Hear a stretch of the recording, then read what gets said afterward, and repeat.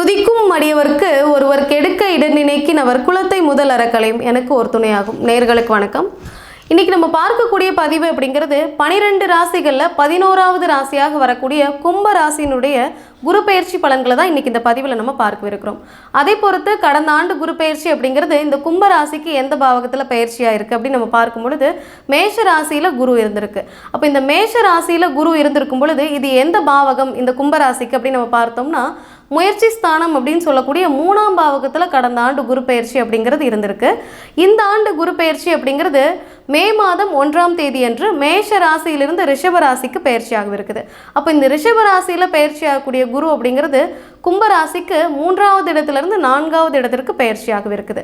அப்போ கடந்த ஆண்டு குரு பெயர்ச்சி அப்படிங்கிறது முயற்சி ஸ்தானமாகிய 3வது இடத்துல இருந்திருக்கு. அது இளைய சகோதரத்தையும் குறிக்கக்கூடிய ஒரு பாவகம். அப்போது கும்ப ராசிக்கு அது 3ஆம் இடமாகிய முயற்சி ஸ்தானத்திலிருந்து 5, 7, 9ஆம் பார்வையாக கும்ப ராசிக்கு 7ஆம் பாவகம், 9ஆம் பாவகம், 11வது பாவகம் இந்த 3 பாவகங்களையும் குறிக்கக்கூடியது.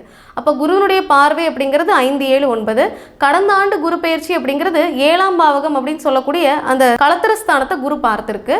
அதே போல் 9ஆம் பாவகம் அப்படின்னு சொல்லக்கூடிய பாக்கியஸ்தானத்தையும் குரு பார்த்திருக்கு. 11வது இடம் அப்படின்னு சொல்லக்கூடிய லாபஸ்தானத்தையும் குரு பார்த்திருக்கு. இது ஒரு நல்ல மாற்றம் அப்படின்னு தான் சொல்லணும் கடந்த ஆண்டில். இதில் ஒரு சிலருக்கு சில மாற்றங்கள் மாற்று கருத்துக்கள் அப்படிங்கிறது இருந்திருக்கும். அது எதன் அடிப்படையில் அப்படின்னு நம்ம பார்க்கும் பொழுது கண்டிப்பாக அவரவர்களுடைய ஜனன ஜாதகம் என்ன மாதிரியான பலன்களை கொடுக்குது, என்ன தசாபுத்தி நடந்துகிட்டு இருக்குது அப்படிங்கிறது மிக முக்கியமான ஒரு விஷயமாக இருக்கக்கூடியது. இதில் கடந்த ஆண்டு குரு பயிற்சியில் இந்த கும்பராசினருக்கு என்ன மாதிரியான பலன்களை கொடுத்துருக்கோம் அப்படின்னு நம்ம பார்க்கும் பொழுது களத்திரஸ்தானத்தை குரு பார்த்திருக்கு. அப்போது கும்பராசியினுடைய ஆணாக இருந்தாலும் சரி பெண்ணாக இருந்தாலும் சரி அவர்களுடைய களத்திரம் அப்படின்னு சொல்லக்கூடிய அந்த இடத்துல இருக்கிறவங்களுக்கு ஒரு நல்ல மாற்றங்கள் நல்ல அண்டர்ஸ்டாண்டிங் அப்படிங்கிறத கடந்த ஆண்டில் கொடுத்துருக்கும். பிரிந்திருக்கக்கூடிய கும்பராசினராக இருக்கக்கூடிய தம்பதிகள் கூட கடந்த ஆண்டு நிறைய பேர் சேர்ந்திருப்பாங்க அப்படின்னு தான் சொல்லணும். நல்ல ஒரு அண்டர்ஸ்டாண்டிங்கை கடந்த ஆண்டில் கொடுத்துருக்கோம் அப்படின்னே சொல்லலாம். அதே போல் பார்ட்னர்ஷிப் அப்படின்னு சொல்லக்கூடிய அந்த இடமும் 7வது இடம் தான். அப்போது கும்பராசினராக இருந்து பார்ட்னர்ஷிப்பில் தொழில் செய்யக்கூடிய நபர்களாக நீங்கள் இருந்திருந்தீங்க அப்படின்னா கடந்த ஆண்டில் நல்ல ஒரு மாற்றங்களையும் லாபங்களையும் குருவினுடைய பார்வை கொடுத்துருக்கும் அப்படின்னே சொல்லலாம். அதே போல் குருனுடைய மற்ற பார்வைகளாக இருக்கக்கூடிய அந்த 9ஆம் பாவகம் 11வது பாவகம் என்ன மாதிரியான பலன்களை கடந்த ஆண்டில் கொடுத்துருக்கோம் அப்படின்னு நம்ம பார்க்கும் பொழுது 9ஆம் இடம் அப்படின்னு சொல்லக்கூடிய அந்த பாக்கியஸ்தானம் தந்தை வழி உறவு இதையெல்லாம் குறிக்கக்கூடிய ஒரு அமைப்பு. அப்போ தந்தை வழி உறவுலேருந்து நல்ல ஒரு ஆதாயங்கள் அப்படிங்கிறது கண்டிப்பாக கொடுத்துருக்கும். பாக்கியஸ்தானத்தில் குருவினுடைய பார்வை அப்படிங்கிறதுனால நிறைய நல்ல மாற்றங்களை கடந்த ஆண்டில் சந்திச்சிருப்பீங்க அப்படின்னே சொல்லலாம். அதே போல் 11வது இடம் அப்படின்னு சொல்லக்கூடிய அந்த லாபஸ்தானத்தை கடந்த ஆண்டில் குரு பார்த்துருக்கு. அப்போ தொழில் செய்யக்கூடிய கும்பராசினராக இருந்தாலும் சரி வேலை வாய்ப்பில் இருக்கக்கூடிய கும்பராசினராக இருந்தாலும் சரி கடந்த ஓராண்டு காலம் அப்படிங்கிறது நல்ல வேலையில் ஒரு மாற்றம் ப்ரமோஷன் இது மாதிரியான அமைப்புகளை எல்லாம் ஏற்படுத்தி கொடுத்துருக்கும். வருமானம் அப்படின்னு சொல்லக்கூடிய லாபம் அப்படின்னு சொல்லக்கூடிய அந்த அமைப்புகளை நல்லபடியாக ஏற்படுத்தி கொடுத்துருக்கும் குருனுடைய பார்வை அப்படின்னே தான் சொல்லணும். இந்த ஆண்டு குரு பெயர்ச்சி அப்படிங்கிறது எந்த பாவகத்துக்கு பெயர்ச்சியாக இருக்குது அப்படின்னு நம்ம பார்க்கும் பொழுது மேஷ ராசியிலிருந்து ரிஷப ராசிக்கு குரு பெயர்ச்சியாக இருக்குது அப்படின்னு நம்ம பார்த்தோம். இது கும்ப ராசிக்கு எந்த பாவகம் அப்படின்னு நம்ம பார்க்கும் பொழுது 4ஆம் இடம் அப்படின்னு சொல்லக்கூடிய சுகஸ்தானம். இந்த 4ஆம் இடம் என்ன மாதிரியான விஷயங்களை எல்லாம் குறிக்கக்கூடியது அப்படின்னு நம்ம பார்த்தோம்னா வீடு வண்டி வாகனங்கள் அப்படின்னு சொல்லக்கூடிய அந்த அமைப்புகளை ஏற்படுத்தி கொடுக்கக்கூடியது இதே 4ஆம் பாவகம் தான். சொத்து பத்துக்கள் தொழிலில் செய்யக்கூடிய இன்வெஸ்ட்மெண்ட் இதையெல்லாம் குறிக்கக்கூடியது இந்த 4ஆம் பாவகம். அதே போல் தாயார் அப்படின்னு சொல்லக்கூடிய அந்த பாவகம் இந்த 4ஆம் பாவகம் தான். அப்போது வீடு வண்டி வாகனங்களை அமைச்சிக்கக்கூடிய ஒரு காலகட்டம் அப்படிங்கிறது இந்த ஆண்டில் அப்படிங்கிறத நம்ம சொல்லலாம்.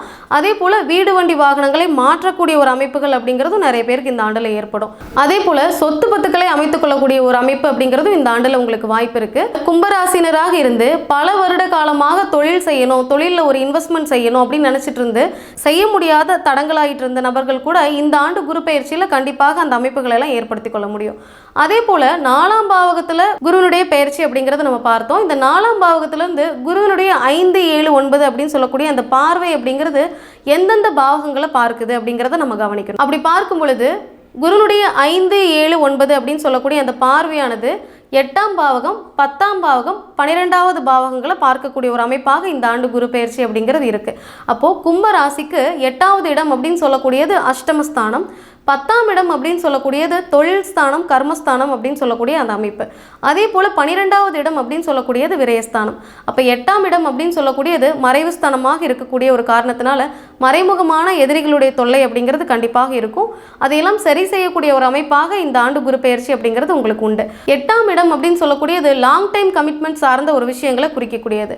இந்த ஆண்டு குரு பெயர்ச்சியில் லாங் டைம் கமிட்மெண்ட்ஸ் நிறைய ஏற்படுறதுக்கான வாய்ப்புகள் அப்படிங்கிறது கண்டிப்பாக உண்டு. தொழில் ஸ்தானத்தையும் குரு பார்க்குது அப்படிங்கிறதுனால தொழில் ரீதியாக முன்னேற்றங்களையும் நல்ல லாபங்களையும் அடையக்கூடிய ஒரு சூழ்நிலை அப்படிங்கிறது இந்த ஓராண்டு காலத்திற்கு உண்டு.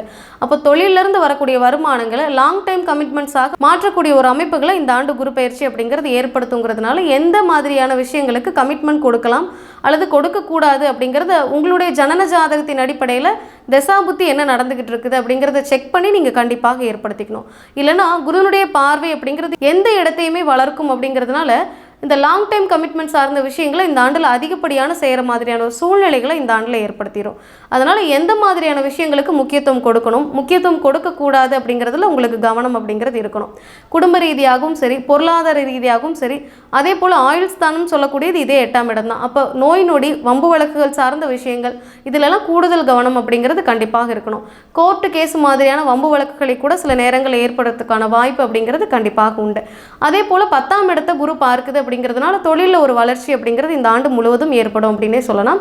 தொழில் சார்ந்த புது முயற்சிகள் அப்படிங்கிறதுக்கு உங்களுடைய ஜனன ஜாதகத்தை செக் பண்ணி அதன் அடிப்படையில் சில மாற்றங்களை நீங்கள் கண்டிப்பாக ஏற்படுத்திக்கலாம். 12வது இடத்தையும் குரு பார்க்குது அப்படிங்கிறதுனால இது விரயஸ்தானமாக கருதக்கூடிய ஒரு அமைப்பு. அப்போ விரயஸ்தானத்தை குரு பார்க்குது அப்படிங்கிறதுனால சுப விரயங்கள் அப்படிங்கிறதும் உண்டு. சில எதிர்பார்க்க முடியாத கமிட்மெண்ட் சார்ந்த விரயங்கள் அப்படிங்கிறதும் கண்டிப்பாக இந்த ஆண்டு உண்டு. அப்போ இந்த ஓராண்டு காலத்திற்கு 8, 10, 12ஆக வரக்கூடிய இந்த பாவகங்களில் குருவினுடைய பார்வை அப்படிங்கிறதுனால என்ன மாதிரியான விஷயங்களுக்கு முக்கியத்துவம் கொடுக்கணும், முக்கியத்துவம் கொடுக்கக்கூடாது அப்படிங்கிறதுல கூடுதல் கவனம் கும்பராசினருக்கு கட்டாயமாக இருக்கணும். வேறு எந்த மாதிரியான விஷயங்கள் இந்த கும்பராசினர் கவனமாக இருக்கணும் அப்படின்னு நம்ம பார்க்கும் பொழுது, கும்பராசியிலேயே சனி இருக்கக்கூடிய காரணத்தினால கண்டிப்பாக எந்த ஒரு முடிவுலையுமே மனக்குழப்பம் அப்படிங்கிறது கண்டிப்பாக உண்டு. அதே போல் செயல்பாடுகளில் சில மந்தத்தன்மை அப்படிங்கிறதும் கண்டிப்பாக இருக்கும். அதனால் எந்த ஒரு விஷயத்தையுமே சுறுசுறுப்போடு நீங்கள் அணுகணும் அப்படிங்கிறதுல இந்த ஓராண்டு காலம் கண்டிப்பாக நினைவில் இருக்கணும். இது மாதிரியான விஷயங்களை நீங்கள் கூடுதல் கவனமாக தான் இருக்கணும். அதே போல் 2ஆம் இடத்துல ராகுனுடைய பயிற்சி அப்படிங்கிறதுனால தனம் குடும்பம் வாக்கு அப்படின்னு சொல்லக்கூடிய அந்த விஷயங்களையும் கவனமாக தான் இருக்கணும் அப்படிங்கிறத நீங்கள் தெரிஞ்சுக்கணும். மற்றபடி அவரவர்களுடைய ஜனன ஜாதகத்தின்படி சில முரண்பாடுகள் அப்படிங்கிறதும் மாற்று கருத்துக்கள் அப்படிங்கிறதும் கண்டிப்பாக உண்டு.